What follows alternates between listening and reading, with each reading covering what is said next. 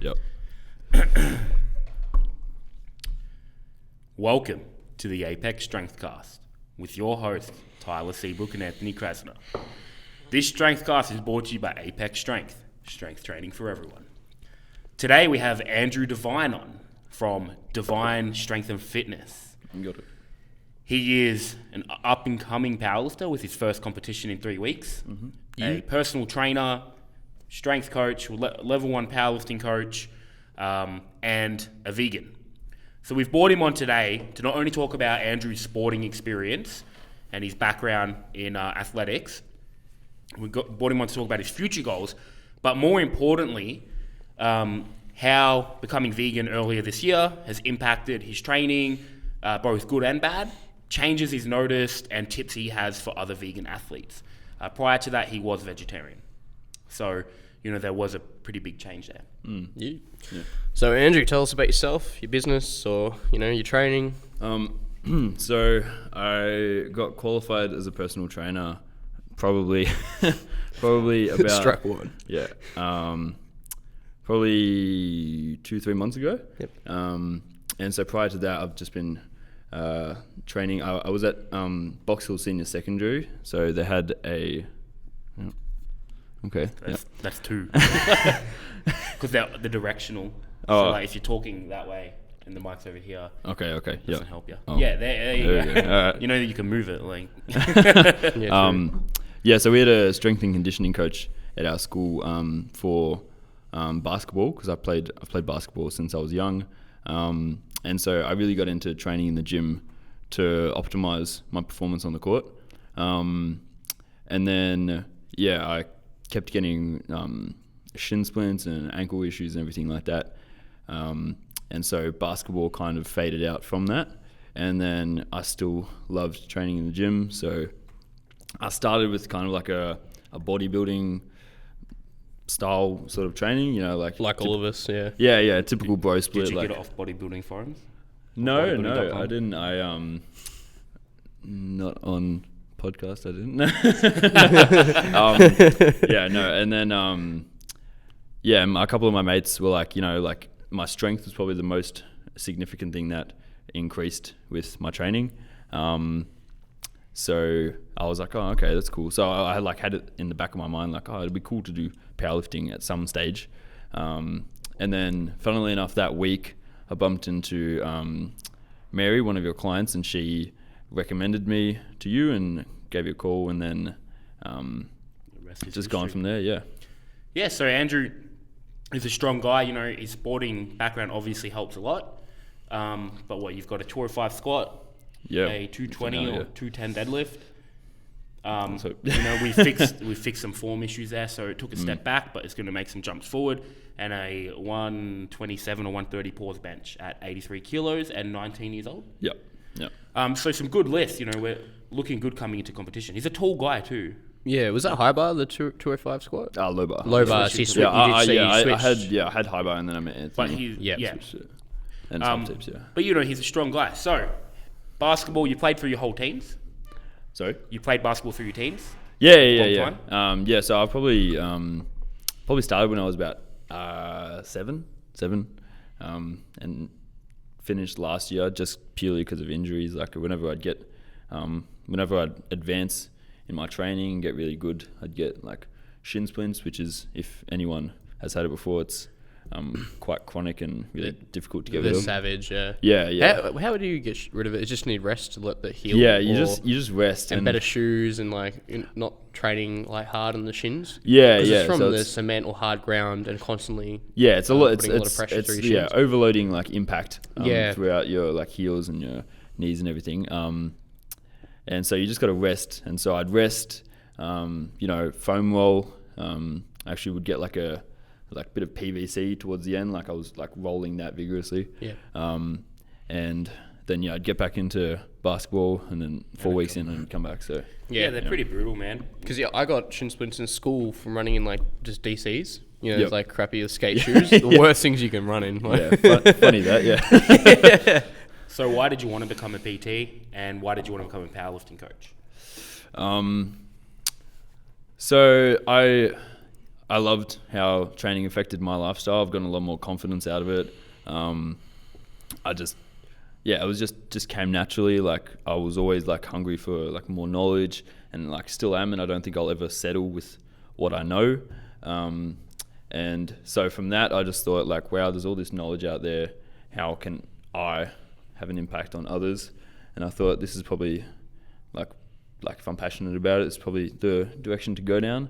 And then same with powerlifting, because of how much my training changed and how much my strength went up and everything. It was just seemed just like a good pathway to give powerlifting coaching a go. Yeah. Did you, when you first thought about starting powerlifting, did you have this image in your head that it was just like a bunch of big bearded fat guys? Honestly, like, I just thought there would be just a bunch of Anthonys. So you just called me fat. Knock him out, Anthony. Guess who's getting sets of 20 before comp so they don't peak? Yeah. You. A little bit, yeah. Like I had that image. What do you in my head? I'm not. Yeah, so you had that image in your head. Yeah. What's interesting about like the pathway you're going down is, you know, being vegan as well. It's like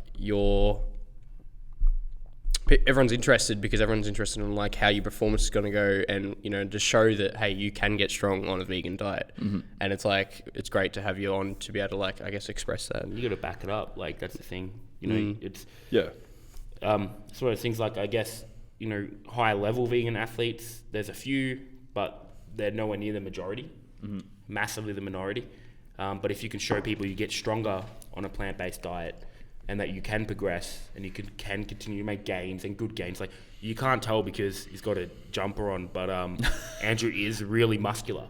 No, like that's not a piss take. You're jacked, like bro. You're really jacked. You know, really lean. And that's all, you know, well, plant-based. How long were you vegetarian before vegan? That's an important question.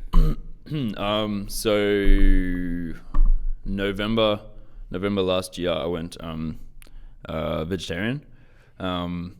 And so I had that in the back of my mind. I was like, oh, you know, I'll go vegetarian because that's the first step. And then I still had like, you know, I want to get stronger, I want to get bigger and everything like that. And so come January this year, I'd done all my research. I'd like looked up, I knew what I had to eat. I knew like what, like how much I would have to eat. And I'd done my research. And so I feel like that's the main mistake that a lot of people make when transitioning, and why they have some negative side effects from going vegan is that they haven't done that time of research where they have to find out what to eat, how much to eat, everything that's going to impact their training in a positive way. And so, then come January, I knew what to eat, how much of it. So I wasn't diving into the deep end, not knowing how to swim, sort of. Well, that's really important. And like one thing I'll just want to add in, something Tyler and I talk about a lot is, and you know, whether we're wrong or right, a lot of the time it seems like when you get people that are vegan, vegetarian, like not so much vegetarian, say vegan, plant-based, high level athletes, a lot of the time they get to that point through still eating meat and animal products, and then that they maintain it on being, oh look, I'm plant-based and I'm still really high level. But one thing with you is you were plant-based, then started powerlifting, and have seen constant, steady progression, improvements in your physique the whole time. So it's not like, you know, you're already squatting 200 plus and then switched and then you stayed the same. You know, you're progressing on a vegan diet, which, again, I know I'm saying it a lot, but a lot of people have that misconception that you can't do it, or it's too hard to do, or you won't actually gain good quality muscle. It's harder. Would you deny that? No, I would agree that, you know, there's a lot of barriers to it, I guess, or aspects that you need to overcome before completely going. Proper planning, right? Yeah. So before we go into the real meat and potatoes of it, that was unintentional. He was planning that. He was like, I'm going to hit him. Some vegetables and potatoes. The fruit and veg of it. Why did you choose to be vegan and plant-based originally, vegetarian? Just backtracking as well. I actually I didn't just see like steady results. I actually had never jumped, like obviously from correct training and everything, but I'd never seen a jump in my strength that significant with any style of any time of training. So Let's have a good coach. yeah. But yeah, so why I went vegan was actually for the health benefits. So I went vegetarian when I was younger for more like the animal side of it, which a lot of people... The moral side of it. Yeah, the moral side of it, which a lot of people, I feel like maybe...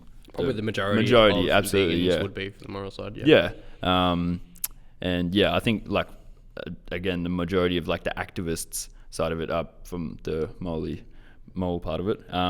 But yeah, for me, I wanted... so I did a lot of research and I found out like, how to make a difference and how I could impact like the environment. And so I've always kind of like tried to do my part in like helping the environment. And so I did heaps of research on how going plant-based has a significant beneficial, it's very beneficial for the environment. And then I was like, oh, okay, so what about me then?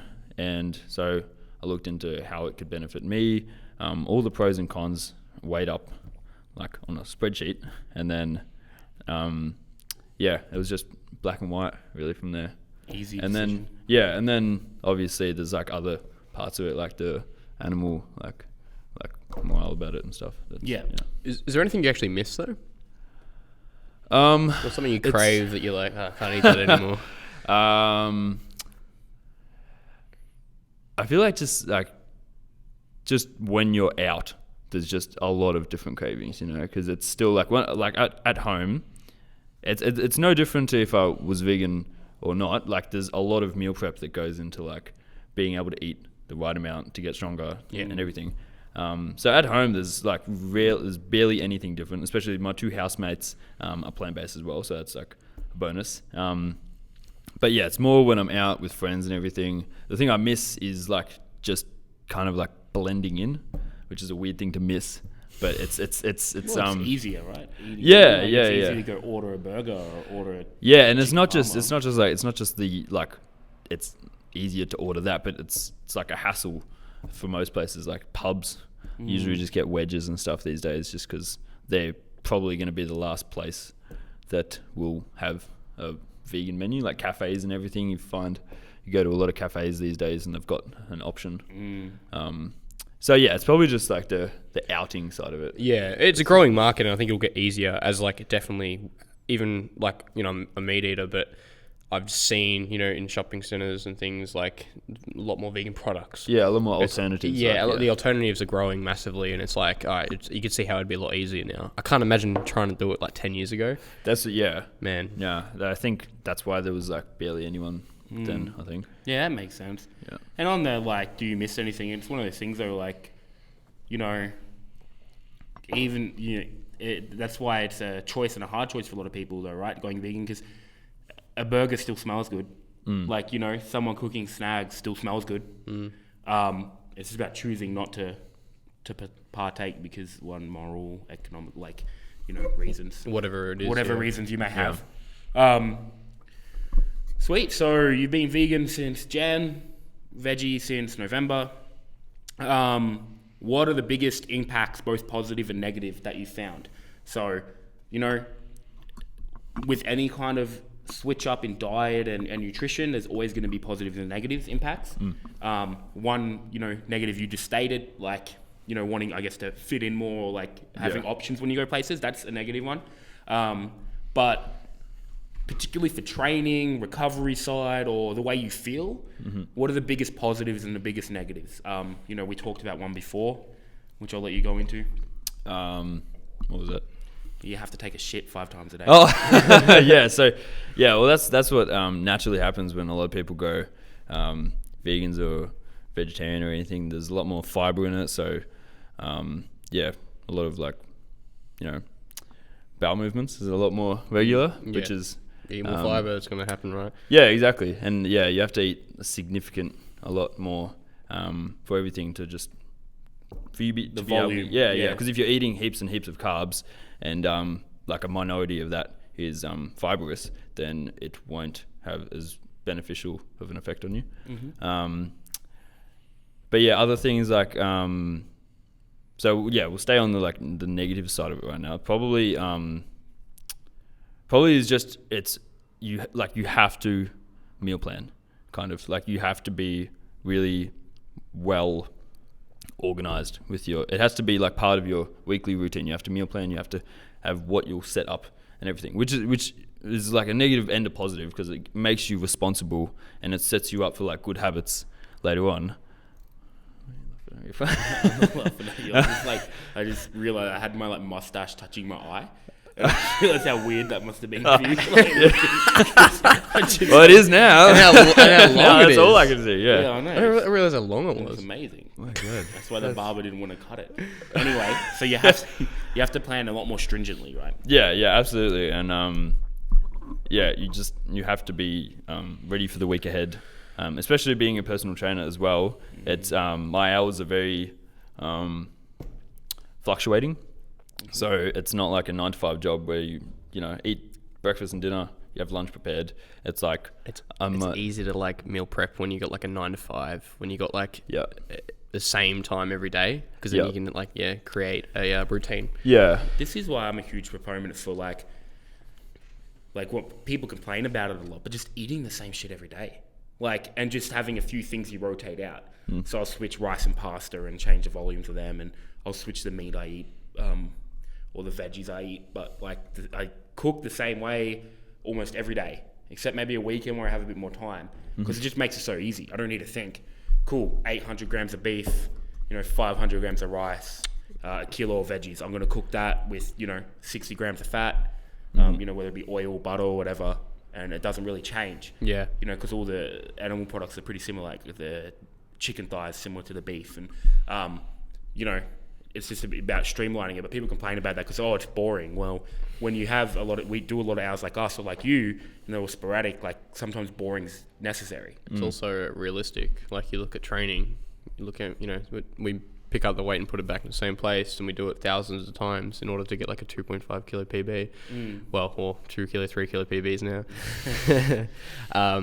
It's just, and also it makes it a lot easier in the sense of if you're counting calories, like then if you do that exact same meal, you've already counted the calories for that meal, the portions of that, so it's already easy. Well, that's and that's the thing. Like I don't need to think now. You don't, I'll change the flavors by changing, what spices I use. Do you do the same thing now that you got your diet set up? You could just throw in all these ingredients, and how many macros wise. Yeah, no, everything set up. Yeah, kind of. Yeah, it's more. I'm pretty. I don't know how to put this. Not as strict on like the macros and everything like that. I'm more calories. Yeah, more calories and everything, like a fair bit of like macros as well. But yeah, the main thing is like the amino acid stuff. So I'm really getting into like the amino acid profiles, and I try and have that in like a whole day. Like it's hard sometimes, but try and get like one of each in a meal. Yep. So that usually comes into play when we're doing the meal prep. We'll just be like, okay, we'll throw in some extra pumpkin, some, pine nuts, whatever. And then, so it's kind of just, we know what works and we know what, we as in like me and my 2 housemates. So when we're meal prepping for the week, we know what we're going to have to eat. It's just remembering. Do you meal prep with other people? Usually, sometimes it's, sometimes we do it together, and then it varies as well, because like I'm usually like I've got these 3 things that I know I'm good at cooking and I know what is in them. Yes. And then sometimes if I'm cooking with one of my housemates, then like they might be like, oh, let's make this instead, and I'm like, oh, okay, cool. And then because I'm still 3 months in being vegan, there's a lot of things that I'm still like not as good with experimenting with, because I don't know how it'll turn out. Making things taste good. Yeah, that's an important aspect. You don't want to just eat a group of ingredients. You want to eat a meal, right? So it's not like you're just gonna throw in some pine nuts, some pumpkin, and then pack it all separately. Like you want it to be tasty. Sounds delicious. Yeah. No, but like scrumptious. Again, because if I was like, cause I've been talking about entertaining the idea of going vegetarian, and I'm really giving it a think, and I'm like, I want to, And there's a lot more options like that. I'm like, but just how would I turn it all into a meal? Because for me, I'm like, all right, I got these veggies, with some egg, with some butter. What do I turn this into? And but just a side of a steak and with meat, so it's all right easy. though, because that's what brings usually brings a meal together for in your head. You could have some broccoli and some rice, and you have a steak on. You're like, oh, it's a perfectly good meal. But if you just got some broccoli, some rice, you're like, how do I make this taste good or make this entertaining or we're talking about just this on this note. Me and Anthony were talking about it, and I actively, probably like 6 months ago, if I eat a lot of meat, I kind of like get really put off it. So what I did was, I still want to eat meat. I enjoy meat, and I'm morally speaking, I'm not going to cut it out of my diet, not as of yet anyway. Like I'm not having any plans for that. But what I did was, I was like, okay, I want to eat less meat and bigger sides in order to get the calories, and in protein shakes to make up for the protein you miss not eating so much meat. But it's smaller cuts of meat, which are better quality. So you're like your eye fillet instead of like T-bone or porterhouse or whatever it is. And it's just less meat, but still the same amount of calories because of the bigger sides, and I get protein through protein shakes. And then for me, like I feel better in a sense that I'm not eating so much meat. Well, I've literally halved my animal product consumption in the last month, 6 weeks. Yeah, I've halved it. So what people like, a lot of the time, like people have to put a, they have to be one or the other. But it's like, well, if you want to be like, I guess, stepping towards the right direction, what's wrong with that? So eating less meat or becoming like, a vegetarian like what you did. Yeah, absolutely. Where people are getting criticised for doing that. Well, they're like, how dare you not go all the way? We were talking about this yesterday, how I've been criticised by some vegan people who were talking about going vegetarian, and I'm like, you're putting me off going vegetarian because I'm choosing to do that. You're attacking me for this when I'm trying to make a step forward. I don't criticize you for starting powerlifting and not squatting 340 yet. Yeah. Do you know what I mean? Yeah, no. It's like it's what makes like vegans look bad is when they attack people for things like that. It makes anyone look bad when you attack anyone. Right. So if people attack someone on their diet, which, because like we said, we've got, before the podcast, we're talking about, we've got numerous vegan and vegetarian athletes, and even they hate the activist side of it, where they're attacking people, where they just don't even talk about it. They're like, oh, you wouldn't even know Andy was a vegan, and a lot of people didn't. It's not because about he it. didn't. You He don't didn't. want He to talk didn't. about it though. So you just don't want to attack people on any side though. Yeah, but he didn't have to talk about it. Like, it's just a diet. You don't have to. Like, I don't talk about how I'm a meat eating diet. Like, I don't need to talk about it. Like, and then we actively want to talk about the vegan side of things because we're curious about it. But you walk in a room, you don't have to mention it, do you? No. Yeah, it's just like it's just a You diet. get it tattooed on your face. I was thinking that. Yeah, I was just like a finished like a monobrow, just like. Yep. So, any more negatives you've noticed, or do you want to switch into the positives? I'm keen to hear. No, but yeah, I definitely agree with like what you guys like have been saying and stuff, and like myself, I really don't push anything on someone. But if someone has the idea, like, oh, I'm thinking like yourself, like I'm thinking about cutting out like meat, like, hey man, if you want to send me some advice, bro, I'm like all ears. Yeah. Well, yeah, that's what I feel like. If more plant-based athletes and vegans and everything had this sort of idea that if everyone chips in that little bit, then they're one step closer on a like massive scale, then I think a lot of people would, because there wouldn't be like this like, I don't know, like like this like stereotype that when you meet like vegan, like all those memes that went around like a couple of years ago, where it was I think it's dying off though. It is. Yeah, no, absolutely, because I think the audience is growing. Yeah, and it needs to though, because that whole, it's like you get the same thing with people might get upset here, but you get the same when someone mentions vegans and they make a joke about you're a vegan, attack everyone. Well, you get the same thing I used to do I used to do that. You get the same thing with like people when they mention feminism and like, feminists are bad and everything, and there's always a subculture of everything that makes it look bad, and then everyone realizes it's not the whole thing. Like there's a very select few. Like you look at people like doing the carnivore diet, eating meat only, and then them pushing it on people. Like, you're an idiot for eating stuff that's not meat, and you're like, man, like you're an idiot. So there's like those little subsects of everything. Yeah. And but then the memes went around for a long time, but now it's dying off. People going, actually, it's not that, and that's something we push a lot though. Is that you don't attack someone, they come around. So if someone doesn't train, you don't just tear them apart.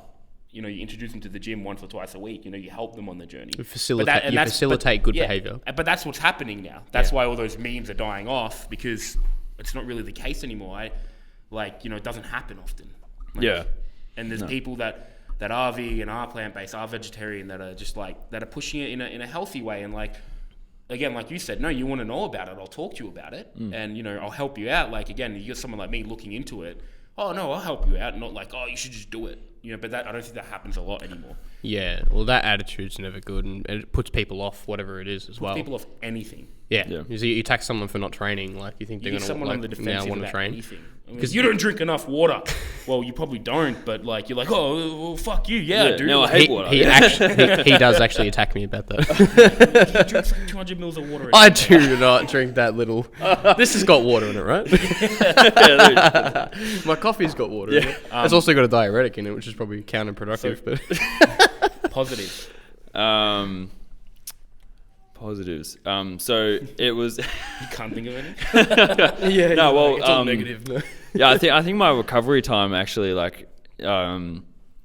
boosted drastically. There was a lot of science that came out recently about how the plant-based protein that you get from things things like broccoli, spinach, all these things they help with the metabolic processes that go behind repairing those micro trauma that occur in your muscles after training. And that's why you see a few people, it's still a niche market, but you see more people investing into vegan protein powders just because of that thing that they've got behind them, in the pea protein. It doesn't take as long to be broken down, I guess. And can't miss that 30-second metabolic window after training. Just another example of how easier it is to be vegan or vegetarian with those proteins available. You look 10 years ago, how many were available? Well, that's right. Yeah, it's just they were Whole probably Foods. terrible as well. I got some rice protein a year ago. Oh, they still are. Okay. I got some rice protein a year ago, man. It just would not mix, and it upset my stomach so bad. Yeah, if you're looking at getting vegan protein powder, message me, because there is a lot of still not really good tasting ones out there. Yeah. And so that again puts people off it, because they're if this is, they associate that with the vegan side of it. But it's really just protein after a workout. I never really had a fuss about it had to taste like oak. I just sent it, and then it was just it was there. So other pros, obviously my strength still it rapidly progressed. I feel it's hard to preach this right now because I'm exhausted, but I feel a lot more energetic in my average day, and it's just I feel really happy with what I'm doing, and I always wanted to preach helping the environment, and especially now with everything that's going on, I feel I'm in a good position to I'm happy with what I'm doing, and I'm happy with how my training's been going. So there's really nothing that isn't ticked, and I'm doing my part to save the world. Yeah, well, that's right. One step at a time. That's the big reason I'm looking at it though, is just how unsustainable the way we farm is. So on sustainability. Yep. Here we go. If they could mass produce meat in labs to sell to people, I've heard about this. Would you eat meat again? Because they're not growing an animal, they're not farming an animal, which obviously causes all the issues of the environment. Animals are harmed in the production. No, there's no harming of it. So would you eat meat again, or would you recommend it, or if it was lab grown? I'd recommend it I would recommend mock meats, because a lot of people just love the meat in texture. Absolutely. So, and there's they're getting a lot better at making them. I had this nice vegan mince the other night with pasta, and tasted just like it used to. That's awesome. But I don't think I would, just because I like this whole foods sort of approach, and I think that's the one that's going to offer the most longevity, and so not only because of the moral reasons, ethical reasons, the health reasons as well. Absolutely. That was the main reason. And you generally love your diet now. Yeah, exactly. So and, you don't need to eat meat. It's just you actually just want to eat that diet. Yeah, exactly. And so I think the science that they're doing is great. It's gonna be a game changer. It will, yeah. And I think a lot of people will start to slowly progress towards that when they see, it's more known what sort of an effect on the environment this sort of industry is producing. Like even I think a few months ago, the Aussie farmers allowed the locations of all the slaughterhouses to be known to everyone, just so that it wasn't there was transparency on the industry now rather than behind the walls and everything. So I think it is a massive step in the right direction. But yeah, and I just think I like the way I eat now. I feel good about it. Yeah. So you got to do what makes you feel good. Yeah. And health-wise as well. It's no doubt that there's no denying the majority of people eat too much meat. I mean, we eat too much meat, especially in the gym, in your general gym. Eating 1.5, 1.6 kilos of meat a day. Oh my god! Because when you got to start eating a stupid amount of protein, you think, "Fuck, I got to start eating meat." And then I drop my you can supplement it protein by protein over 100 grams, up my carbs by over 100, and I feel so much better, so much fuller, so much more energy. Well, yeah, the average person that's in the gym is probably right now eating more protein and everything than they need. You know what I mean? Especially I can vouch for myself definitely. Last year, I would go home, have a protein shake, and then a chicken sandwich, and so I'd just piss out all the protein straight after because it was it wasn't needed, and so at that point it's just it's just a calorie. Yeah. At that point, you're not going to use it all. That's the thing. One thing people get is when they're calculating their protein needs, they base it off of their body weight, not their lean body mass. Okay. Something Sam Hall and I talked about. He says dude, you have no business eating 350 grams, 60 grams of protein a day. The way that structure, you have no business. Yeah. Are you on drugs? No. Are you 5% body fat at what 120 is your motive? kilos? Yeah. What is your motive? Are you 5%, 10% body fat at 120? No. Fucking eat less protein. And I feel heaps better for it though. My digestion's way better. Yep. Everything. So there's some good positives. What I really want now, before we wrap things up, is some tips for plant-based athletes and common things you think people might miss when changing to a vegetarian or vegan lifestyle. Just before we go into this too much, something really big. One of my old coaches, JC, he's vegan. Oh, I don't know if you would want me to say that. Suppose. One of my redo.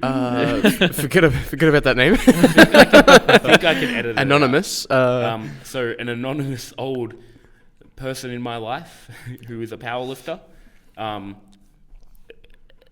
is vegan, and the way they track everything is just meticulous, but that's what needs to happen for them to be well-rounded and make sure they're getting everything. So that's one thing you think is not just a lot of time it's just not as simple as just eating plant-based foods. There needs to be a structure to it. Yep. Yeah, no, absolutely. Tips I'd say is like I did, do your research before going into it. Know what you'll need to eat, what you'll need to substitute. Just even what I did, I loved looking into macros and micros. I looked at amino acids and all plant-based foods, and which is actually there's a lot of them, with great amino acid profiles. Look into that, because often if that's down pat and that's really good, the amount of protein you're having doesn't need to be as much as what you used to be having, because you're getting you're hitting every direction of that. So yeah, just know what you're getting into before you do it, or else you'll have a bad experience and you won't optimize your training and performance and everything.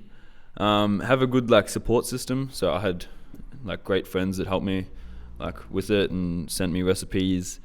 Just kept me motivated with meal prep, and now it's just in my structure. You just got to put in those extra, you'll end up saving money. You got to just put in that extra 2-3 hours a week to just go shop, know what you're getting, cook that day, and then you're set for the week. Because that's another thing, is that a lot of people think that it's quite costly to be vegan. it's costly if you do it wrong. So it can be a lot and stuff. Yeah, it can be. The only thing is it's time costly, I suppose. So you gotta like know where to go. Gotta know what to buy. But then like last week I spent like $60, and that was like meals covered for the whole week. So that was like Yeah, it's cheap. How many calories a day? Up around 3,000. That's not too bad. Yeah. Yeah, for like my weight, I feel like so yeah, because it's all like, if you can make a good recipe from like lentils, chickpeas, butter beans, heaps of like greens, collard greens, everything like that, then it'll be a great meal and you'll feel good after it. Like that feeling you get after you've had a good salad, like you feel just that little bit lighter. Then yeah, imagine a whole week where you've eaten that well, and then the training will just take over. And make sure you've got a good training structure as well. One thing maybe even recommended if you're new to it and you're a bit nervous about wanting to do it, maybe get a good nutrition coach. Someone again like Sam, or like there's a whole bunch of them. Someone that is going to know what you need, you know, and kind of steer you in the right direction. Whether you take them on for an everyday kind of thing, or you go, hey man, I want to pay you for your time. Can we have a chat for an hour, 2 hours? Go to someone that knows, right? Like that has a degree or in nutrition, can do it properly, and go, okay, this is what you need. This is how you're going to supplement certain things. Just so you take the guesswork out of it. Yeah. Because my biggest fear of switching is going backwards. Yep. Do you know what I mean? That's my biggest fear. Like, I would not be happy if my squat dropped 20 kilos. But again, I'd make sure I'm doing it properly, and wouldn't run that risk, because you don't need to go backwards. But if you do it wrong, you will. And that's like before, like you do. It is a bit more meticulous, but after you get it hands down, it's like when you start tracking calories, and you eat meat and everything. Well, the first few weeks are always hard because you're like, when you start taking more care of your micronutrients and that, it's always hard because you're always confused, and then it becomes second nature. Shouldn't it be the same? Yeah, absolutely. Once you get it down pat. I'm curious that if you did it right, but your performance still did go backwards, would you go back to eating meat?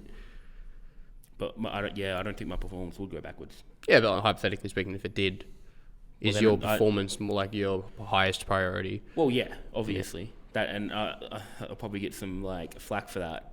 But yeah, of course, I'm, a high level powerlifter. Like I'm not. You want to be an athlete, you need to make sacrifices. Yeah, I'm not willing to sacrifice my total. If I can do it together, then perfect. Perfect, yeah. But for me, look at every facet of my life. Like, what does it revolve around? Yeah. Getting stronger.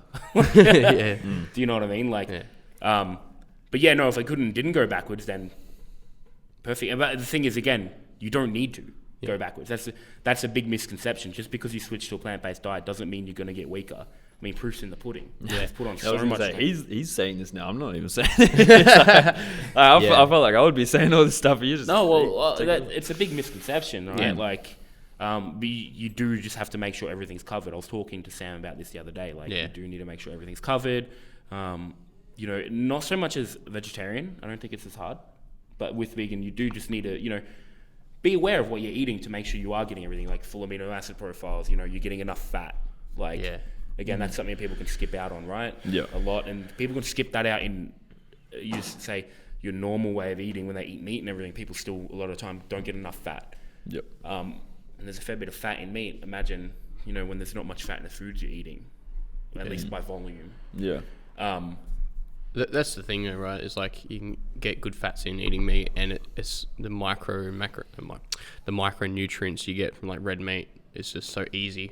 Where that's what the hard part about being vegan is, just like you got to supplement all the little things. We don't know because we're not vegan.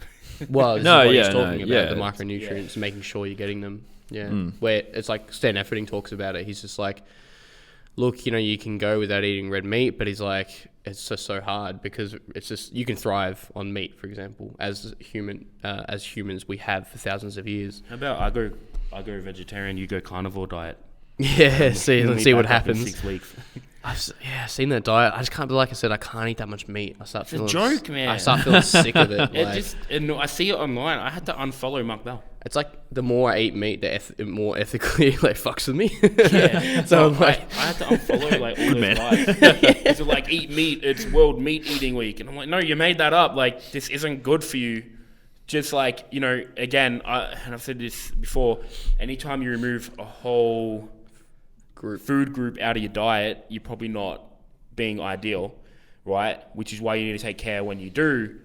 But you know, if you're eating just meat and then you have to take fiber supplements and everything, just eat a fucking vegetable, bro. Like, just eat some broccoli, eat some beans. Like, you know, you're like, oh, I'm just gonna eat meat, but I'm gonna smash fiber. And well, dude, you could get that from veggies and then a lot more. You know, it'd be. I think that the whole carnivore diet's it's only good for not only good, but it's like the people who have really bad inflammation issues and like things like that. And fair enough, you know, do what you have to do, be on whatever diet it is you need to be in order to like not feel like a piece of shit and have a good quality life. But this whole like putting a label on only eating meat or only eating vegetables is like where the problem comes from. And it's just like, how about just have a healthy diet and, you know, whatever that is ethically to you as well. Yeah. You were completely spot on about like whatever's going to make your life like optimal. Like you'll find vegans still dissing vegans for like driving a car because the whole industry, like veganism. The thing about veganism is like it's trying to benefit the environment in every way that you possibly can, and so like driving's not good, but my lifestyle would drop and a lot of things around it would if I had to.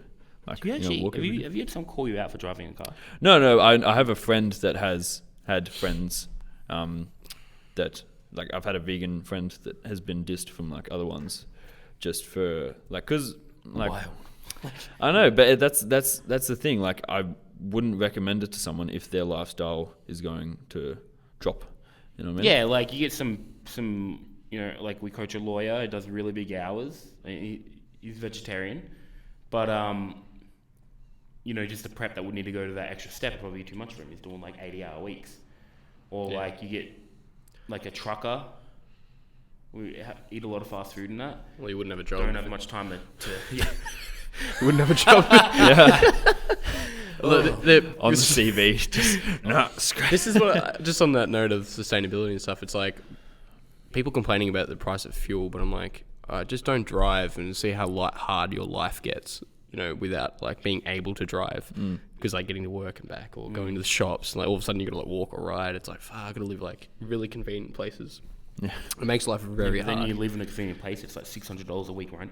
Yeah. Well, because everyone wants to be in that convenient place. And it's like, I guess $50 a week. Yeah. Petrol's not that bad. Yeah. So next, you know, that's right. Yeah, so it's like pick up a bike. Fuck. Yeah. So next time you complain about like fuel price going on like 10 cents, go like try walk 50k.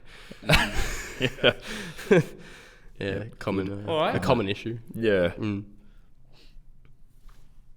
All good there? I think that's everything. Anything else you wanted to go? Yeah. Anything you want to say? Plug your Instagram. What's your Instagram? Yep.